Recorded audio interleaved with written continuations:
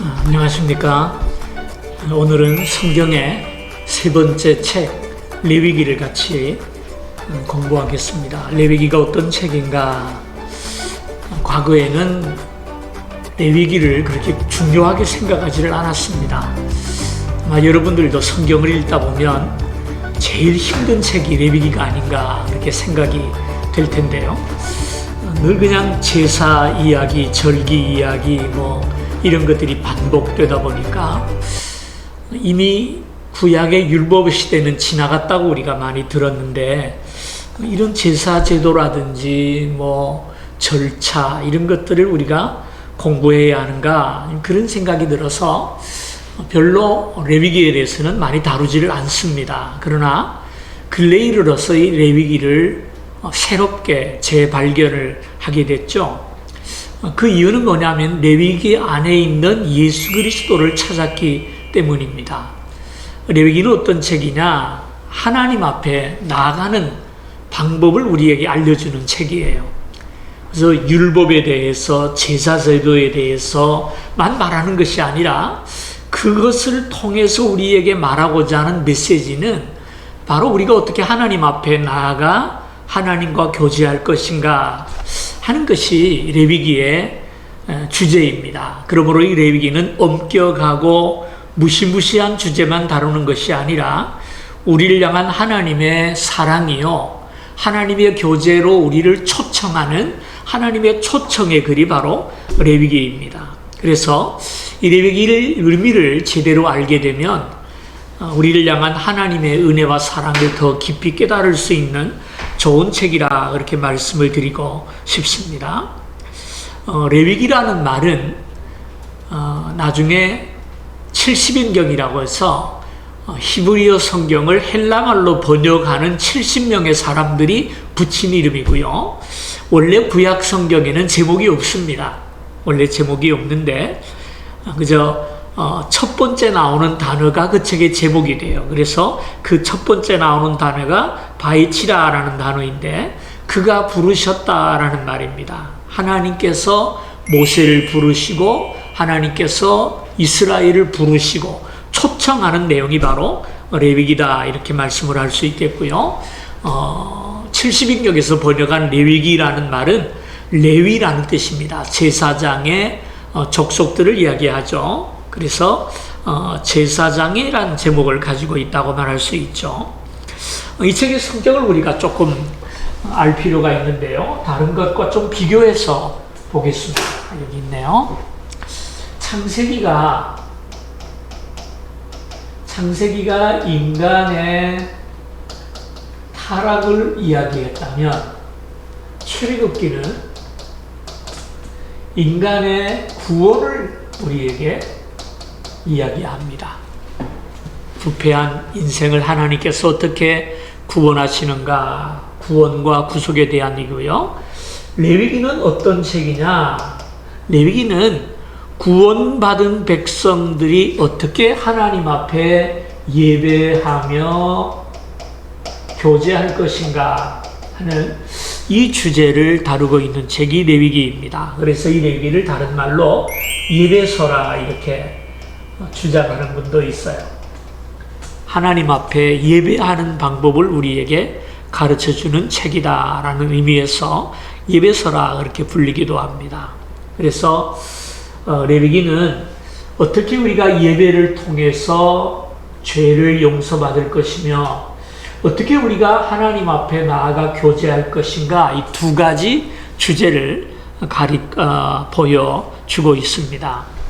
자, 세 번째 여러분 교재에 나와 있는 본서의 목적을 좀 볼까요? 레위기는 어떻게 하나님과 교제하며 살 것인가를 이스라엘에게 보여주기 위해 쓴 책이다. 무엇보다도 이스라엘 백성은 하나님의 거룩함을 배워야 했다. 레위기는 이것을 세 가지 방식으로 보여주고 있다. 희생제도와 율법의 법칙과 범죄에 대한 형벌.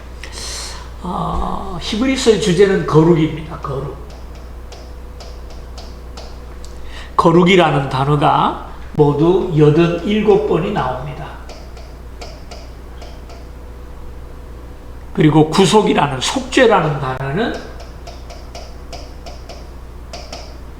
56번 나온다고 그래요.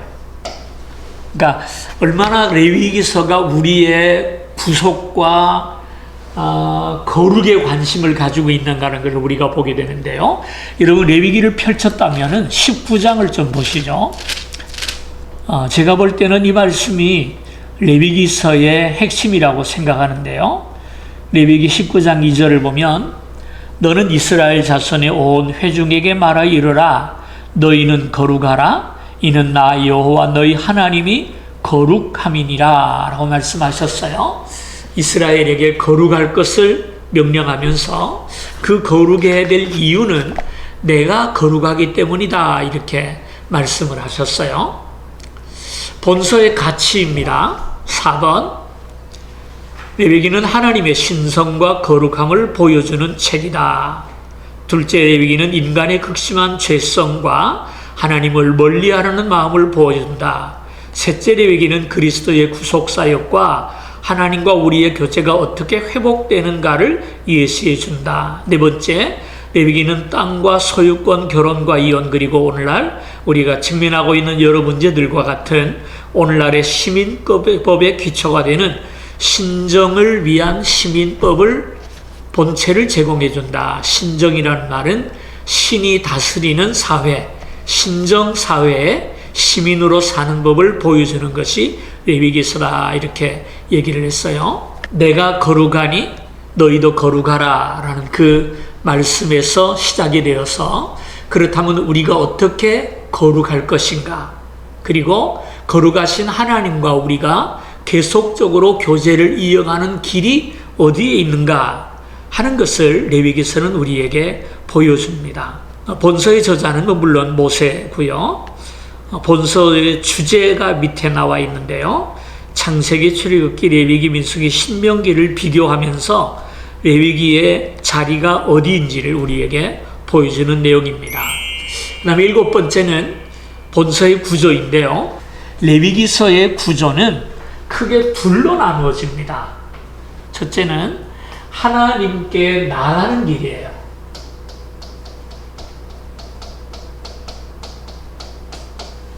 이것이 1장부터 17장입니다. 그 다음에 두 번째는 하나님과 동행하는 법입니다.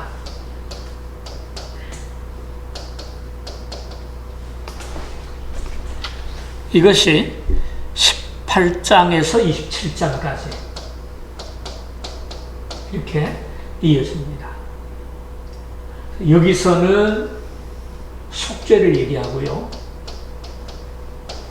여기서는 거룩함을 이야기합니다. 신학적인 용어로 한다면은 칭의, 성화 그렇게 되겠습니다. 그래서 레위기서는 이 두 가지 주제로 계속 끝까지 이어지게 되는데요. 한번 좀 보십시다. 첫째로 하나님께 나아가는 길입니다. 어떻게 우리가 하나님 앞에 나아가느냐, 여기 보면은 제사를 제일 먼저 얘기합니다.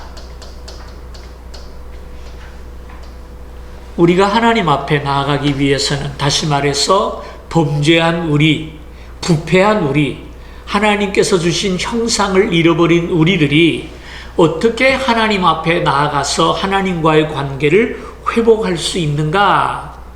그것은 피 없이는 될 수 없는 것이죠. 그래서 제일 먼저 다루는 것이 제사입니다. 이것이 1장에서 7장까지 다루는 내용인데요.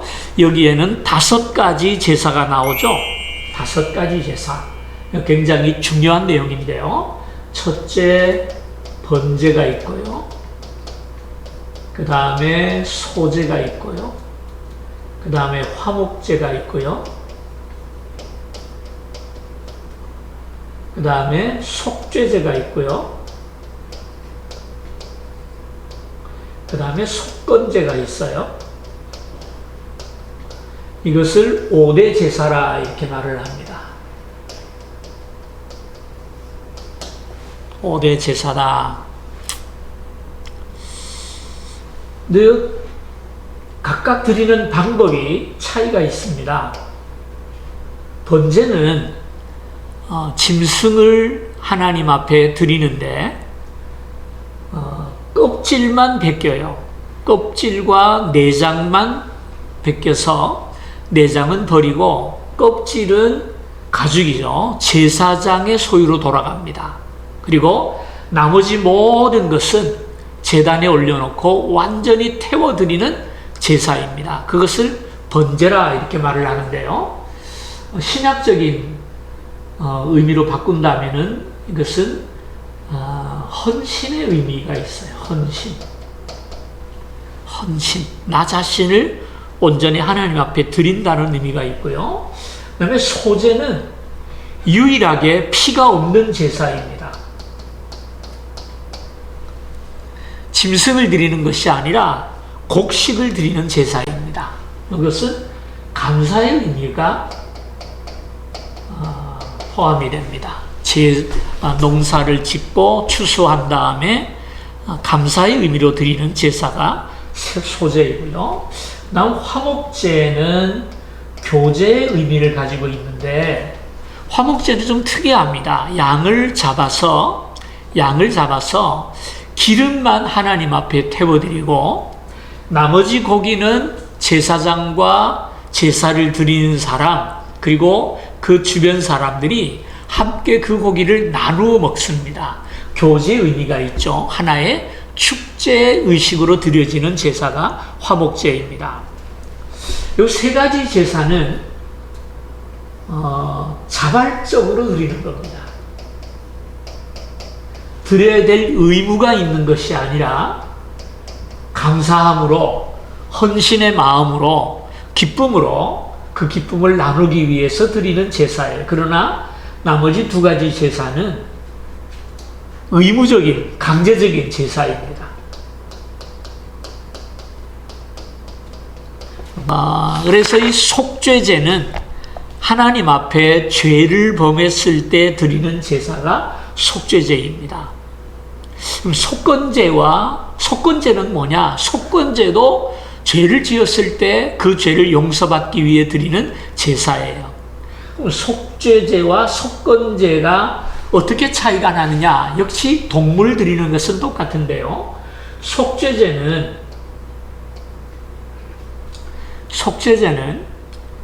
율법을 범했을 때 율법과 계명을 범했을 때 드리는 제사예요. 속건제는 뭐냐? 율법을 범하지는 않았지만 성물, 제사장만 먹을 수 있는 제물을 먹었다든지 하는 어떤 성물에 대한 잘못이라든지 아니면 이웃과의 관계에서 어떤 잘못이 있었을 때 도둑질이나 살인 같은 것이 아니라 관계 속에서 어떤 안 좋은 점들이 있을 거 아닙니까? 그럴 때 드리는 제사가 속건제다 이렇게 구별을 하기는 합니다만은 꼭 그런 것은 아니더라라는 것이 제가 성경을 읽으면서 발견한 사건이에요. 발견한 것인데 아무튼 이렇게 좀 나누어진다. 5가지 제사가 있습니다. 그리고 이 제사를 드리기 위해서는 제사장이 있어야 되겠죠. 그죠?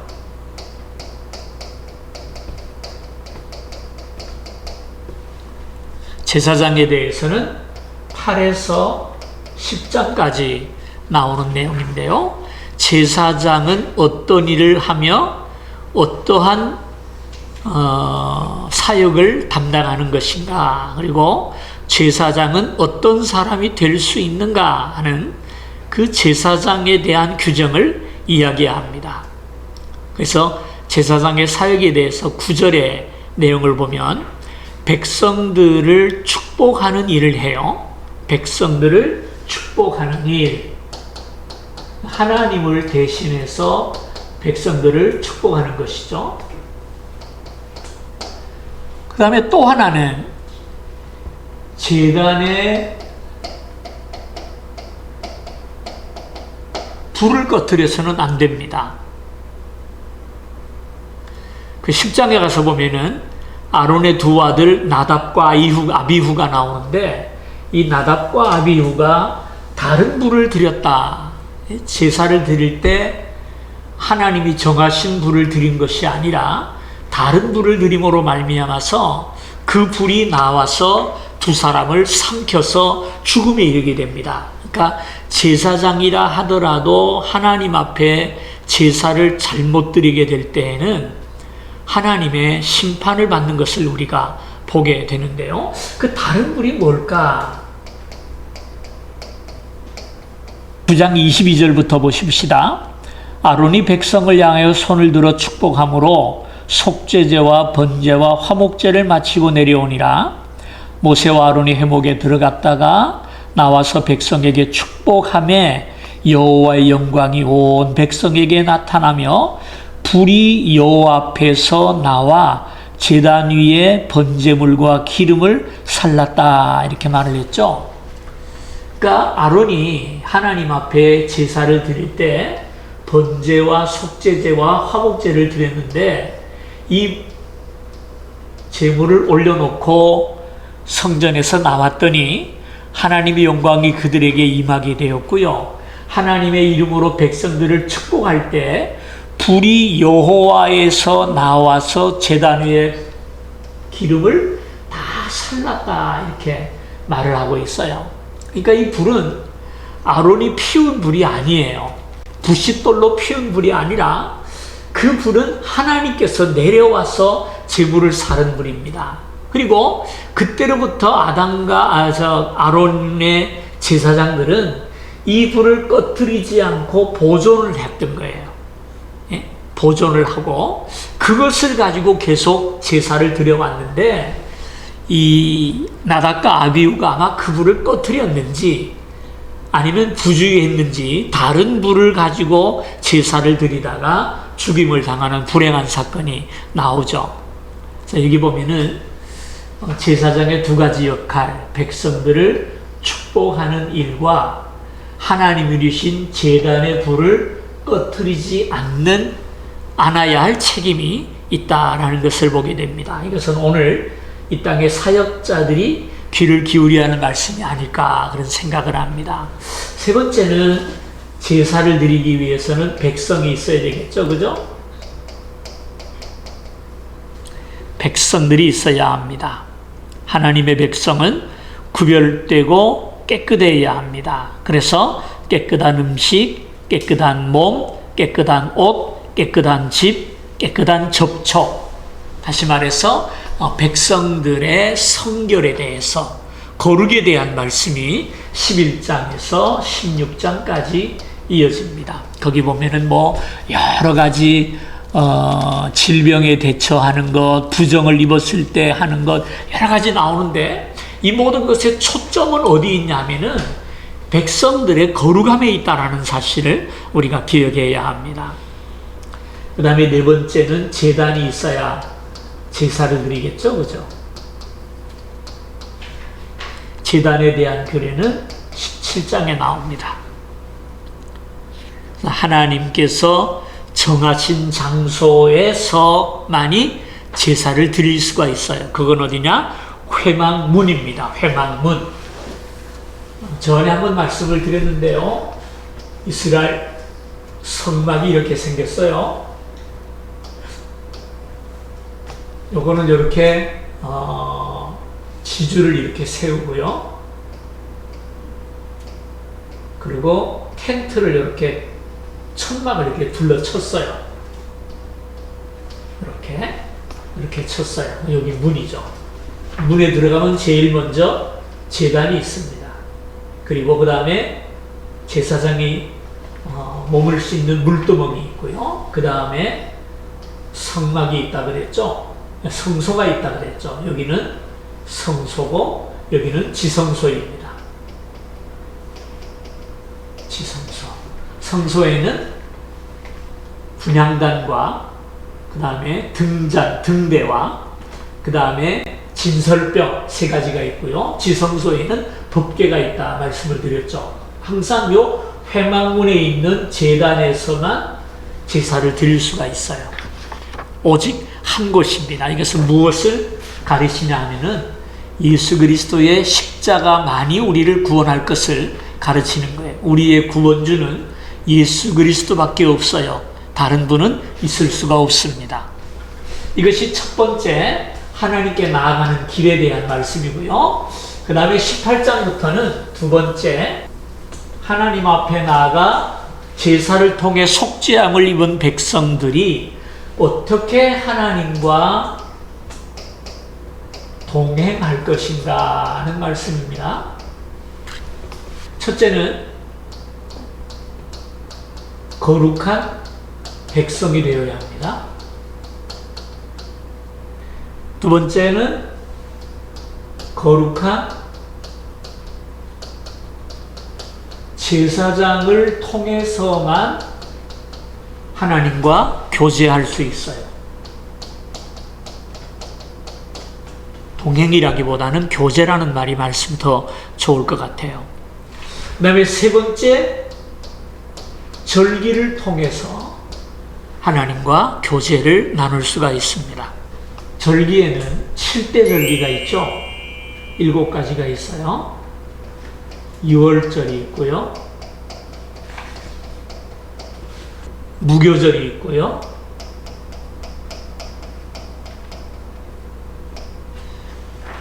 그 다음에 초실절이 있고요. 오순절이 있고요.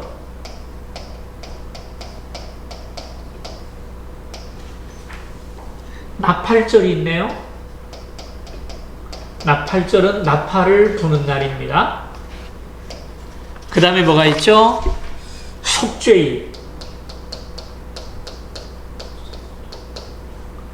그 다음 마지막으로 초막절이 있습니다. 2월절이 뭔지는 알죠? 이스라엘이 출애굽하던 밤에 양의 고기와 쓴나물과 누룩 없는 떡을 먹으면서 하나님의 구원을 기다렸던 그 구원을 기념하는 날입니다. 다음에 무교절은 6월절 바로 다음에 오는 절기로서 흔히 7일 동안 6월절의 일부로 여깁니다. 그래서 이 기간에는 누룩을 넣지 않는 빵을 먹습니다. 7일 동안. 맛이 없겠죠? 누룩 없는 빵은. 그 다음에 초실절은 6월절이 지나고 안식일이 된 그 다음 날이에요. 그러니까 6월절 후 첫 안식일 다음 날이 초실절입니다. 이날은 유대인들이 추수하는 날이기도 합니다. 추수를 시작하는 날이에요. 그래서 추수를 통해서 첫 열매, 초실이죠. 초실. 첫 열매를 하나님 앞에 드리면서 지키는 절기가 바로 초실절입니다. 오순절은 초실절일 날로부터 7 곱하기 7, 49일 플러스 1에서 50일이 지난 날, 50일째 되는 날 절기 지키는 절기입니다. 이 절기를 다른 곳에서는 맥추절이라 부르기도 하고요. 또는 77절이라고 부르기도 합니다. 네, 다 같은 날입니다. 오순절, 맥추절, 77절 마찬가지입니다. 이 날은 아마 보리 추수가 시작되는 날이기도 한 것 같아요. 그래서 이 네 가지 절기는 쭉 이어집니다. 그죠? 쭉 이어져요. 그 다음에 나오는 나팔절은 조금 다른데요. 나팔절은 유대인들은 유대인의 달력을 따로 쓰고 있어요. 그것은 우리가 쓰는 인력도 아니고 옛날에 쓰는 원력도 아니고 음력도 양력도 아니고 이스라엘만이 독특하게 가지고 있는 또라는 절기입니다. 예? 근데 그 달력의 첫 해입니다. 유대력의 첫 해, 첫날. 이날이 오면 제사장들이 나팔을 붑니다. 나팔을 불면서 뭐 하느냐? 모든 백성들이 다 모여서 하나님 앞에 속죄 제사를 드립니다. 대제사장이 1년에 한 번 첫날, 새해 첫날에 하나님 앞에 제사를 드리면서 백성들의 죄를 다 하나님 앞에 아뢰고 하나님의 용서가 선포되는 날이 바로 속죄일입니다. 초막절은 뭐냐? 이것을 수장절이라 그러기도 하고 또는 장막절이라 부르기도 합니다. 초막절, 장막절, 수장절 다 마찬가지입니다. 장막절이라 부르는 이유, 초막절과 같은 말입니다. 초막이나 장막이나 같은 말인데요. 장막절이라고 부르는 이유는 이때에는 이스라엘 사람들이 일주일 동안 전부 집 밖에 들러나가서 텐트를 치고 생활을 합니다. 그 이유는 그들의 조상이 광야에서 텐트 생활하며 40년을 지냈던 그 고난을 기억하고 동참하기 위해서 장막을 치고 거기서 생활합니다. 근데 그날이 또 공교롭게 밀을 추수하고 저장하는 날이기도 합니다.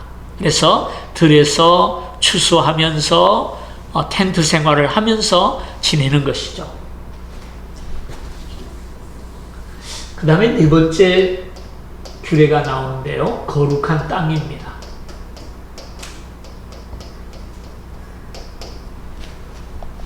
다시 말해서 거룩한 땅, 이스라엘의 약속의 땅 가나안, 그곳에서 하나님께 예배하며 교제할 것을 명령하신 거예요. 그래서 보면은 땅에 대한 규례가 나와요. 땅을 피로 더럽히면 안 된다. 땅도 사람과 똑같이 안식을 누려야 한다. 그래서 6년 동안 농사를 지었으면 그 밭은 무조건 1년 동안을 쉬게 하셨어요. 그런데 어떻게 됩니까? 결국 이스라엘이 범죄함으로 말미암아 거룩한 땅에서 쫓겨나서 바벨론으로 포로로 끌려가게 되죠. 하나의 그것은 하나님의 형벌이고 심판이죠. 여기까지가 레위기의 주제입니다. 그래서 레위기 하면 기억할 것이 두 부분으로 나누어진다. 1장부터 17장까지는 하나님 앞에 나아가는 법, 다시 말해서 제사를 통해 죄 씻음을 받고 하나님의 영상을 회복해야만이 하나님과 교제할 수 있기 때문에 속죄와 거룩하게 되는, 우리를 구원하는 구원의 이야기가 17장까지 있고요. 그다음 18장부터 마지막까지의 내용은 구원받은 우리, 하나님의 영상을 회복한 우리가 어떻게 하나님 앞에 나아가 교제를 누리며 살 것인가. 그 네 가지가 있죠. 거룩한 백성이 되어야 하고, 거룩한 제사장을 통해서 하나님 앞에 나아갈 수 있고, 거룩한 절기를 통해 하나님의 은혜를 누릴 수 있고, 거룩한 땅에서 거해야 한다. 네 가지예요. 그런데 오늘 우리는 제사장이 없죠. 그러나 우리에게는 영원한 제사장, 만왕의 최고의 대제사장이신 예수 그리스도가 우리의 제사장인 까닭에 언제 어디서나 예수 이름으로 하나님 앞에 나아가 예배할 수 있고 구원의 은혜를 누릴 수 있죠. 이스라엘까지 안 가더라도, 성막문까지 가지 않더라도 예수 이름으로 구원받고 용서받아 하나님의 백성이 될 수 있고요. 예? 또 하나님과 교제를 나눌 수 있는 겁니다. 7가지 절기를 다 지키려면 여러분 얼마나 힘들겠습니까? 생각해 보세요. 옛날 우리나라 조상들이 하도 제사가 많아가지고 가난한 집에 제삿날 돌아오듯 한다, 그런 일이 있어요. 돈 쓸 일이 자꾸 많아지면은 어른들이 옛날에 그런 걸 했어요. 가난한 집에 제삿날 돌아오는 것 같다. 집은 가난하고 먹을 거 없는데 뭔 제사는 그렇게 많아가지고 맨날 제사를 드려요. 제사를 드리면 빈손으로 합니까? 그저 고기 사와야죠. 전 부쳐야죠. 돈을 쓰잖아요. 반만 년 동안 우리나라가 왜 그렇게 찌그러지게 가난했느냐? 이것 때문에, 허례허식 때문에, 이 제사 때문에, 예? 그 가난을 면하지를 못하고 살았던 거예요. 예? 근데 우리 예수께서는 우리를 그 모든 제사에서 짐을 벗겨주셨어요. 이 7대 절기를 다 지키려면 얼마나 힘들었겠습니까? 절기마다 예루살렘에 올라가서 제물을 드려야 되는데 구약의 이스라엘도 똑같이 고생을 많이 했어요. 그러나 우리는 그리스도 안에서 이 모든 것이 다 폐지가 되고 예수 안에서 예수 이름으로 언제든지 하나님 앞에 나아가 회개하면 용서받고 하나님의 자녀가 되고요. 주님 안에서 믿음으로 살아갈 때 우리는 날마다 주님 안에서 하나님과 교제의 삶을 살아갈 수가 있는 줄로 믿습니다. 그래서 우리가 참 감사한 것이 예수님이 그런 말씀했잖아요. 베드로가 그런 말을 한번 했죠. 예수님이 그 다락방에서 마지막 밤 만찬을 보내시면서 제자들의 발을 다 씻어줍니다.